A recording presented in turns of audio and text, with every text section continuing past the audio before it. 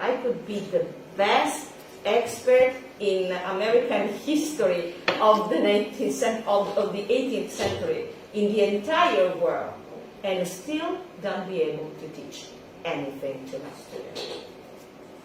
Okay, so if we don't underestimate the emotional skills in teacher, we don't have to underestimate the emotional skills in students. But we tend to evaluate just what is the logical and rational thinking, not the emotional and relational intelligence. So I don't know if you know the Gadamer theory of the multiple intelligences. I know. And we tend at school just to evaluate one kind of intelligence. But we actually have 8 kinds of intelligence. Each and every one of us. Some are more developed, some others are underdeveloped, but we actually have 8. So, for example, my husband works in archives, okay, museums and archives. And he is looking for hiring, okay, new person for his organization. Okay. And they were making many interviews with person that wants to apply to become archivist and work in cultural, in libraries or in museums. And the first year that he started to make interview for new personnel, he was just focused on the study curriculum. So, your PhD, your graduation, your evaluation.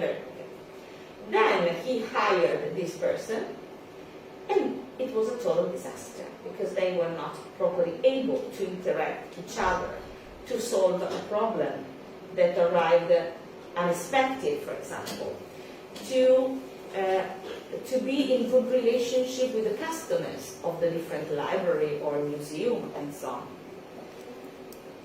And many times he asked me, but Noemi, what do you think about this? And I said, because you were very, how can I say, naive. Because you think that for your job, it's important to know the topic. For any single job, the topic are always there for you if you are able to learn. Okay? It's a metacognitive skill. In Italian we say imparare a imparare, so learn to learn. If you are able to make research, if you are able to study, you always can learn your job, even if it's a new job. Yes.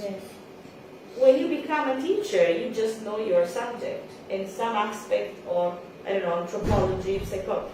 But the real job of a teacher, you really learn it from the first day that you are in classroom. Not in university, not in your PhD, there. And it's the same thing with many other jobs. When you are not just alone in front of a machine, but you are with other person, working with them. So now he changed a lot. Yes, he double-checked the evaluation, his educational path, but he makes a very long interview to see how this person interacts. And not just with him, he makes interview with other 3 persons of his staff. Because this new person have to interact with all of them.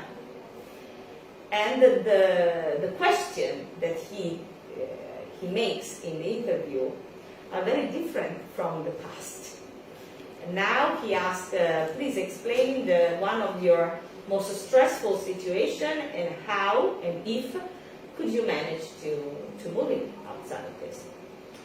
So we are talking about interpersonal, intrapersonal skills. And the same thing we have to do with our student.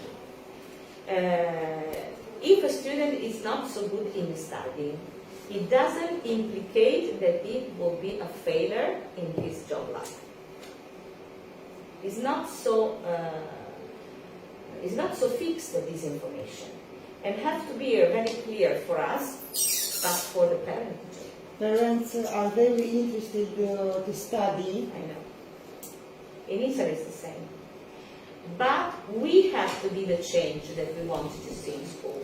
Not the parents, not the student. We are the professional. So it's up to us to guide them and to change their focus. Because many times we have very, very good students in studying, but they are totally isolated. They are judgmental with the other one. They could be snobbed with other students. And this person, even if they will become very good in studying, they won't be so good in their job or in their private life too.